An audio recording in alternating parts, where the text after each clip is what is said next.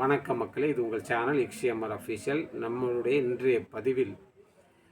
இன்றைய பதிவில் நம்ம எதை பார்க்க போகிறோம்னா, கேந்திர வித்யாலயா அட்மிஷன் எப்போ நடைபெறும், எப்படி நாங்கள் அறிந்து கொள்வது, அதை பற்றி தான் இந்த பதிவில் பார்க்க போகிறோம். வாங்க பதிவுக்குள் போகலாம். மக்களே, நீங்கள் நம்ம சேனலை ஃபாலோ பண்ணிங்கன்னா நம்ம சேனலின் வாயிலாக உங்களுக்கு முதலாளாக தெரியப்படுத்துவேன். இரண்டாவதாக கேந்திரிய வித்யாலயோடைய வெப்சைட் வாயிலாக, ஓகேங்களா. அடுத்து மூன்றாவதாக கேந்திரிய வித்யாலயோடைய சங்கட்டன் சைட் இருக்குது, அதன் வாயிலாக. நான்காவதாக கேந்திரிய வித்யாலயா எந்த ஸ்கூலில் நீங்கள் சேர்க்க போகிறீங்களோ அந்த ஸ்கூல் நோட்டீஸ் போர்டில் உங்கள் அட்மிஷன் டீட்டெயில் எல்லாம் வந்திருக்கும். இந்த 4 வழியில் நீங்கள் உங்கள் அட்மிஷனை தெரிஞ்சுக்கிறலாம், இப்போ நடக்க போகுது சொல்லிட்டு. இதே 4 வழியில் உங்கள் ரிசல்ட்டையும் நீங்கள் பார்த்துக்கிறலாம், சரிங்களா. அதற்கான பதிவுகள் பின்பு உங்களுக்கு நான் போடுறேன், அதை பார்த்துக்கோங்க. ஸோ இன்னும் அட்மிஷன் ப்ரோசஸ் ஸ்டார்ட் ஆகவில்லை. பிப்ரவரி 15லிருந்து மார்ச் 15க்குள் உங்களுக்கு இந்த போர்ட்டல் ஓப்பன் ஆகும்.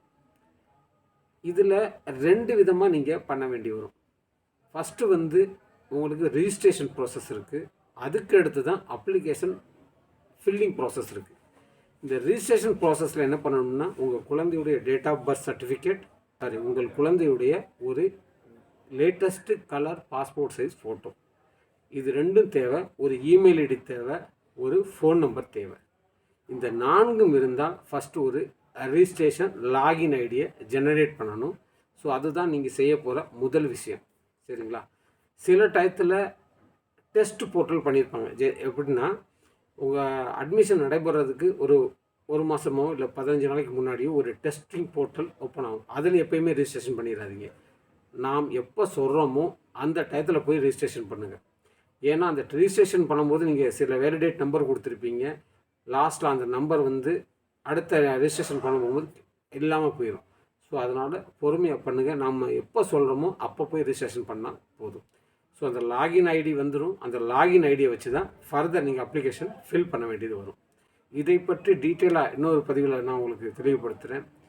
வேறு உங்களுக்கு ஏதாவது சப்ஜெக்டை பற்றி வேறு ஏதாவது உங்களுக்கு டீட்டெயிலில் வீடியோ தேவை என்றால் நீங்கள் நம்ம கமெண்ட் பாக்ஸில் சொல்லுங்கள்.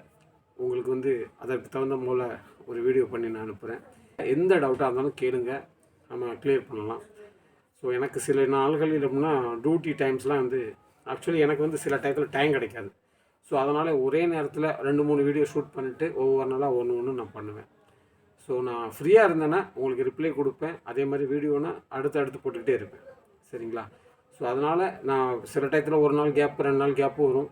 ஸோ என்ன ஆளை காணாமல் வச்சிட வேணாம். ஸோ அந்த மாதிரி இருந்துச்சுன்னா நான் டியூட்டியில் இருக்கேன்னு அர்த்தம்.